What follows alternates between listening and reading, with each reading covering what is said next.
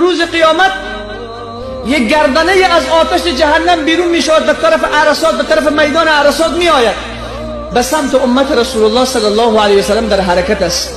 به پیامبر صلی الله علیه و سلم خبر میرسانند که یا رسول الله یک آتش عظیم از جهنم بیرون شده به طرف امت تو در حرکت است. میگه وقتی که این آتش نزدیک میشود امت پیامبر صدا میزنند ما نمازها خواندیم، به حرمت نماز ما برگرد. آتش بر نمیگردد. میگه ما روزه ها گرفتیم، به حرمت روزه های ما برگرد.